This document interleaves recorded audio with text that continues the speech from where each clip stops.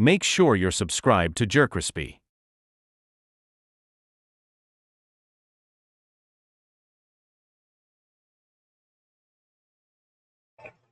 What's up, y'all? It's your about Dasmos. JerCrispy, what back in that video? The full list of women who dated Tupac? I wonder if people gonna have a full list of me when I get famous. Let's get it, man. Make sure you like, comment, subscribe, follow our social media. It's gonna pop on the screen, bro. Everybody come and go as dating. So let's see what how many ladies Tupac, Mr. All eyes on me. On the road to 500. Yo-Yo Whitaker. Who's this? Yo-Yo. She was really one of the first women to hold a deep spot in Tupac's life. The two met back in the late 80s, catching each other in recording studios and crossing paths in different cities. Okay. What started out as a friendship soon blossomed into romance around 1989. Yo-Yo, who was making her mark in hip-hop herself, always said that their love was real, pure, and deep. Back then, people thought that you and Pac were dating. Yep, we did. Oh, y'all did date? Yeah, we did date. That's real? We were great friends on the road. We met each other early, 89, when Pac first came out here.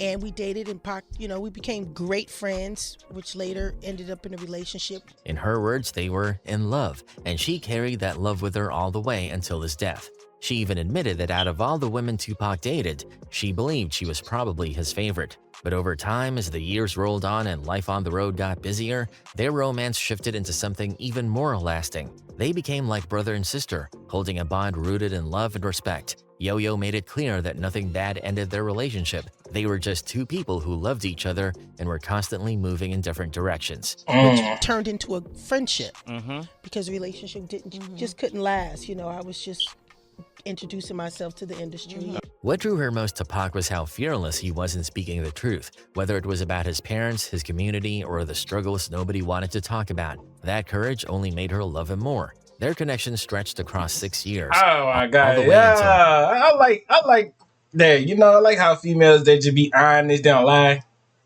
They be honest with how their relationship was, man. Hey, I mean, ain't nothing wrong being like, Lulu, you think Tupac was your favorite girl? You was Tupac favorite girl? I mean, hey.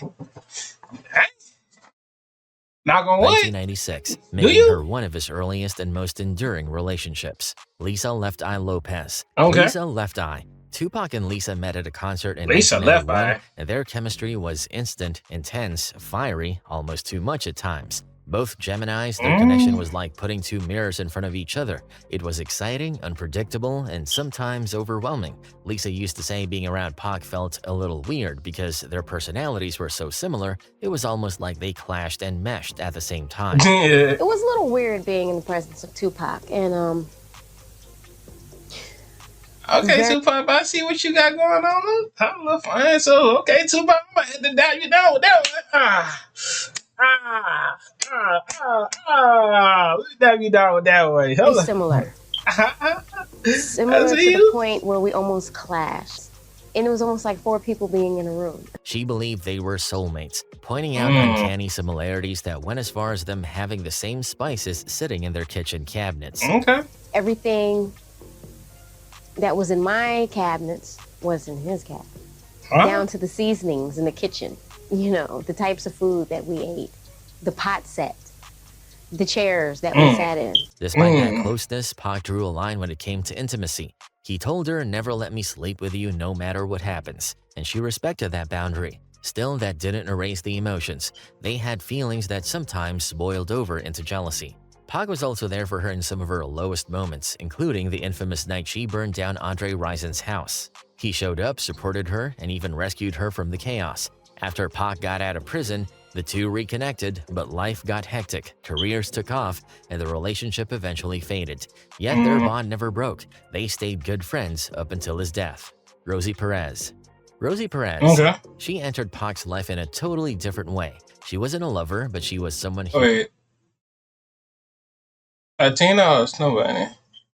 No, you're Latino. Respected deeply. You're light skinned. They No, first actually met light in the skinned. early 90s. Rosie was choreographing for Heavy D, and Pac at the time was still just a dancer with Digital Underground. That connection grew into a genuine friendship. Rosie was often by his side at industry events, most famously when she brought him as her date to the 1993 Soul Train Music Awards after her original date canceled. The two caused a in together, sparking rumors that they were romantically involved. Rosie always kept it real though, saying they were never lovers, just close friends. What happened was is that I was supposed to go to the Soul Train Music Awards with this other guy in the music industry. Don't ask, we'll talk about it afterwards. Okay. And he stood me up. And Tupac, we were friends, and he called me up and he was like, "What's up?" And I was like, and he said, "Yo, forget that." What tied them together was shared pain. They both came from tough childhoods and understood the weight of trying to make it in Hollywood while carrying scars from the past. Pac leaned on her at times, and Rosie, knowing he needed someone stable in his life, even played matchmaker, introducing him to Madonna. I go to the bathroom, Madonna was there, and she was like, "Are you him?" I was like, "No." She goes, "Oh, could you hook me up?" I went, "Yeah." Their friendship was steady, honest, and free of the complications romance can bring, which made it special. Madonna. The introduction from Rosie turned into one of Pac's most surprising relationships. The two quietly dated for about a year, starting in 1993, keeping the romance largely under wraps. Madonna later admitted Pac had this fire about him, saying he got her all riled up about life. I was dating TUPAC Shakur at the time, and the thing is, he got me all riled up about life in general. So when I went on this show, I was feeling very gangster. But the relationship came to a crashing halt in early 1995 while Pac was serving time in prison. He sent Madonna a now famous letter where he explained why he had to end things. In the letter, Pac told her that as a young black man trying to rise in a racially divided industry, dating a white woman could hurt his image and even his career. The letter was written in 1995. He wrote it from when he was in prison. He wrote it to her, basically explaining everything. And the main thing, like you said, is race. He says that for her, it would be good if she was with a black man. It would help her. However, for him to be seen with a white woman, it would hurt his credit, everything that he's done, his image, all of this stuff. So that was kind of the reason why he wasn't with her. He regretted how it played out, but he felt it was something he couldn't risk. On top of that, he admitted he was hurt when Madonna did a TV interview talking about an organization that rehabilitates rappers. A comment that cut deep because she had never dated other rappers before him. Despite the breakup, Pac wanted them to stay friends. Sally Richardson. Sally Richardson. She and Pac met in Hollywood in 1993 and were instantly drawn to each other. Their fling was described as short but fiery, a brief but intense romance. We at his Malibu crib, you know. It felt like a movie, bro. Like, All right, but how do I feel about that? I was wanting to see something about, but like I was like, nah, I ain't gonna put my input to it. But yeah, Sally Richardson was there, you know, in the Malibu house, right? Sally admired Pac's complexity, his depth, and his charisma, but with both of them rising in their careers and the chaos of fames constantly circling, the relationship couldn't last. Reports even listed as only lasting from February 1994 to March 1994, barely a month. Still, what made their short time together meaningful was the mutual respect they shared. They both recognized the connection but also saw the obstacle standing in the way. Instead of letting it end badly, they parted ways on good terms. Desiree Smith. Desiree Smith. Des Smith's story with Tupac is one of the most layered and complicated of them all. Their connection began way back in the mid-'80s, but it really deepened during the turbulent period of the early '90s. Des was constantly around during his prison stints. Those famous jailhouse photos of her with Pac made the rounds among fans, and they were more than just snapshots. My name is Desiree Smith, and I was in an on and off relationship for about 3 years with Tupac. They were proof of how close she was to him. Pac wrote her letter after letter, pouring out his feelings, his frustrations, and his dreams. Together, they even talked about starting a family, going as far as picking out baby names. Giovanni Supreme Shakur for a boy, Giovanna Sparkle Shakur for a girl. One day we were just talking, and we were talking about like baby names and stuff like that. And he was saying if he had a son, he wanted to name him Giovanni Supreme Shakur. If he had a daughter, Giovanna.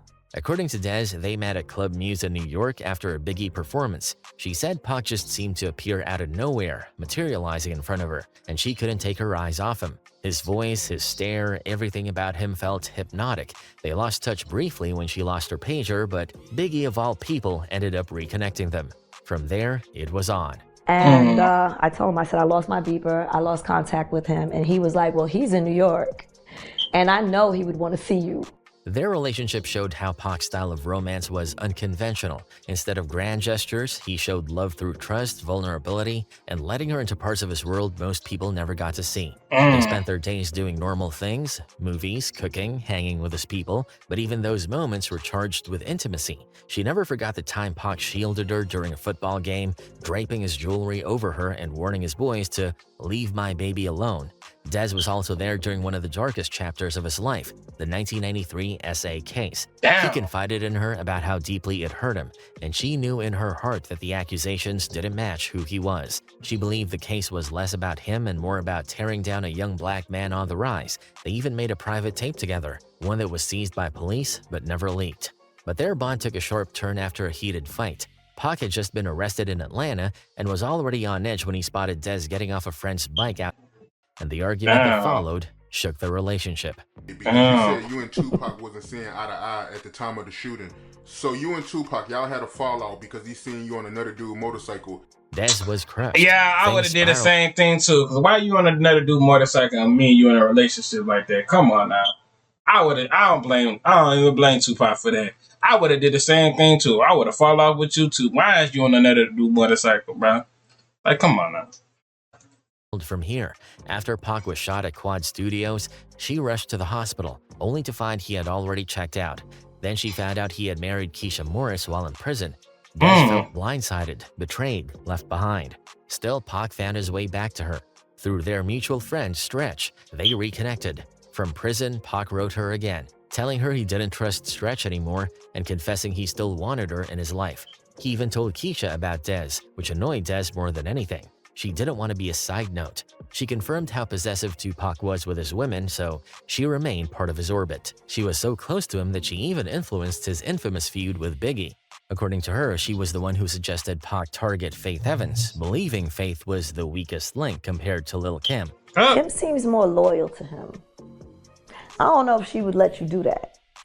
So, I was like, probably Faith would be the weaker link out of the two. When Pac later called in to say it had happened, Des broke down physically, so sick she ended up in the emergency room, her body literally rejecting the weight of what had gone down.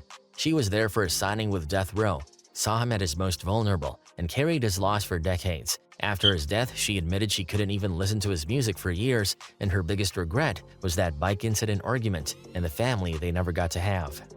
Keisha Morris. Keisha Morris, the woman who legally became Mrs. Shakur.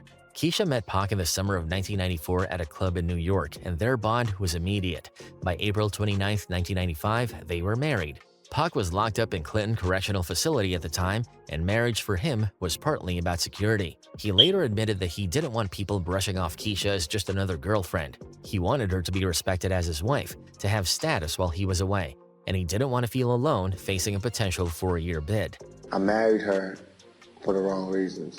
What were the reasons? I cared about her, but I married her because I was in jail, I was alone, and I didn't want to be alone. Keisha was loyal. She visited him constantly. Yeah, it'd be like that, though. Once you're in that alone in that cell all by yourself, bro, you just really be wanting somebody to talk to. So, I mean, what I would have did to Mary stuff, nah, bro, I would have told But Keisha fine affairs in order and became the steady presence he needed while he was locked down.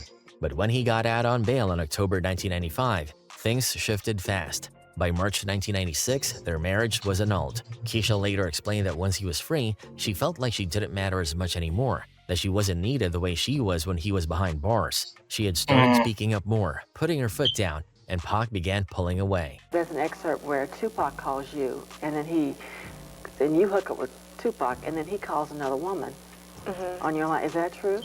Yes, it's true. Still, they stayed close. In fact, the night before his death, Pac called Keisha, insisting she come to see him in his New York hotel. They spent hours talking, but nothing physical happened.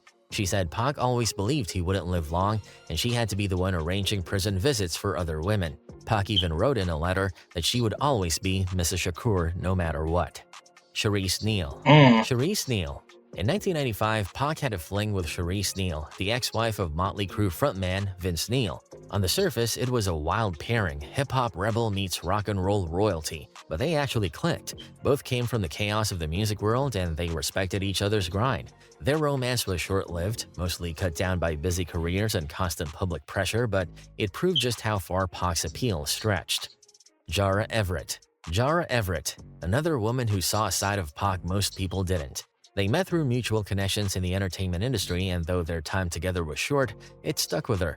Jara later called him her favorite boyfriend, saying that behind closed doors, he was nothing like the fiery public figure the world knew. To her, Pac was down-to-earth, sweet, and real. Their bond ended abruptly with his death, leaving her with memories she later put into her book, Jump Off, The Real Truth. Her story painted Pac as someone who craved normalcy and intimacy, despite the chaos around him. Kidada Jones.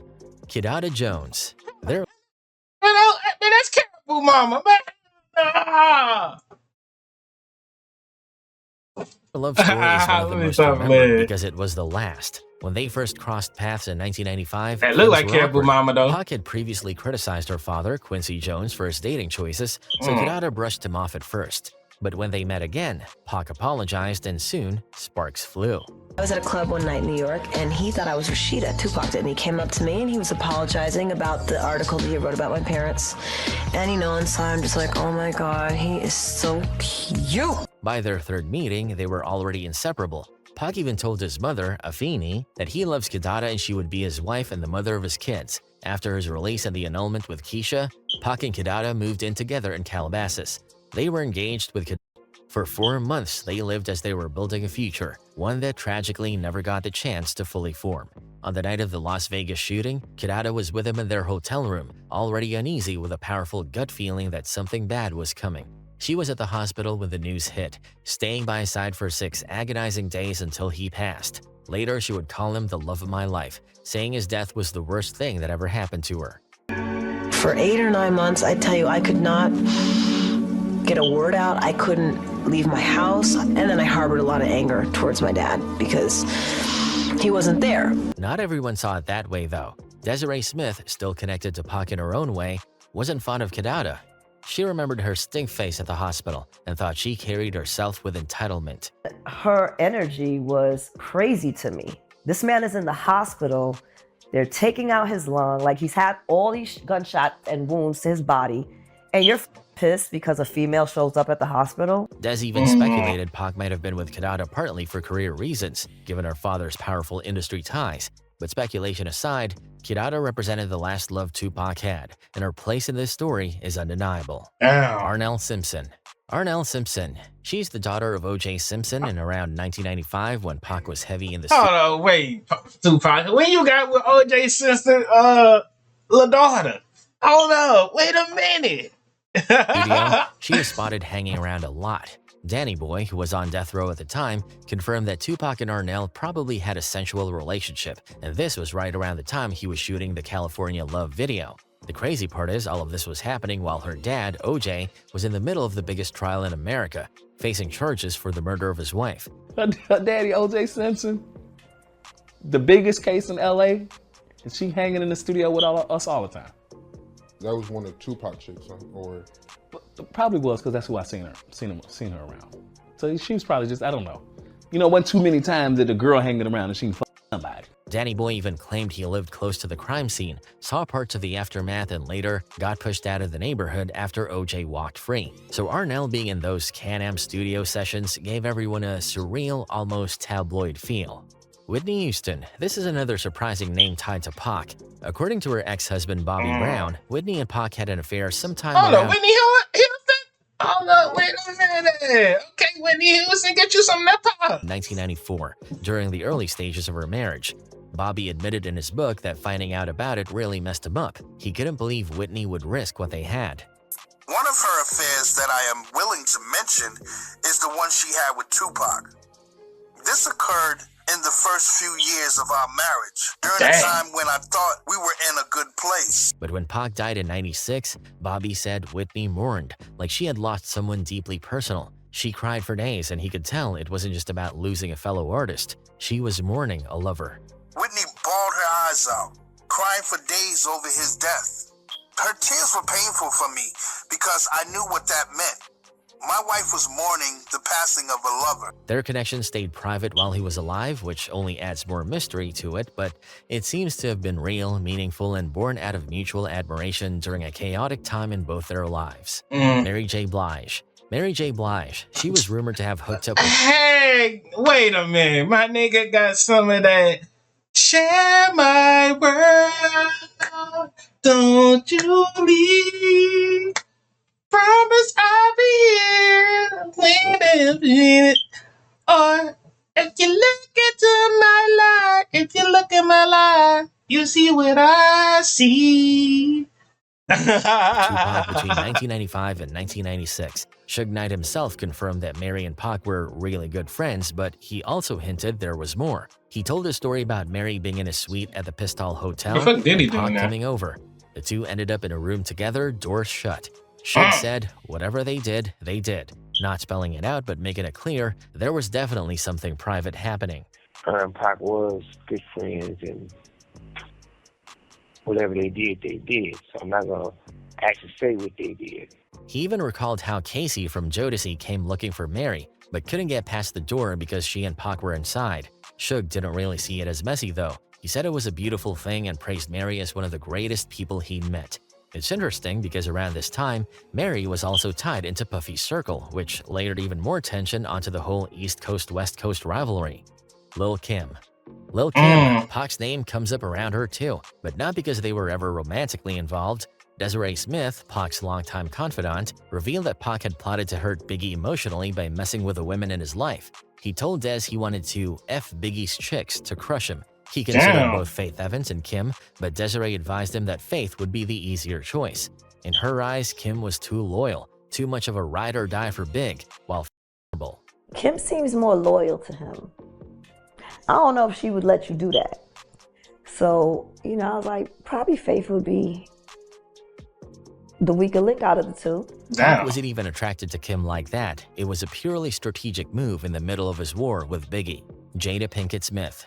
Jada Smith, I she forgot may about be the that. most important platonic relationship Pac ever had. They met back in the 80s at the Baltimore School for the Arts and instantly clicked. Jada admitted she didn't even think he was good looking at first, but Pac had this pull, this magnetism. From looking at him, wasn't necessarily like the type of cat that I would even like deal with. As soon as he approached me, he was like a magnet. It was like once you paid attention to him, he kind of sucked you in.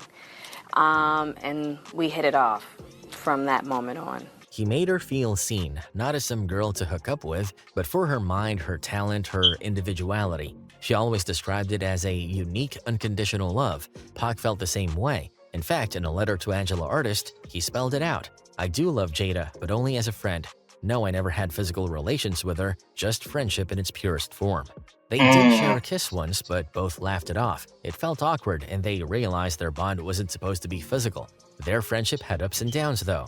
Jada admitted they argued a lot, even after a hardcore fallout before his death. Okay, Pac, just kiss me.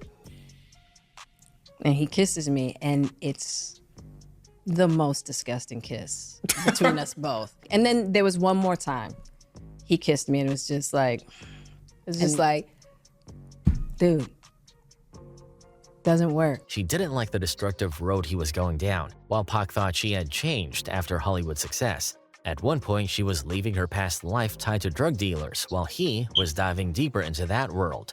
Despite the tension, she insists Pac knew she loved him, even when they weren't speaking. Will Smith later admitted he was extremely jealous of Pac, saying the love Jada had for him made it impossible for him to even be friends with Pac. And then there's Pac's poetry. He wrote several pieces inspired by Jada, calling her his heart in human form, someone he could never fully... All right.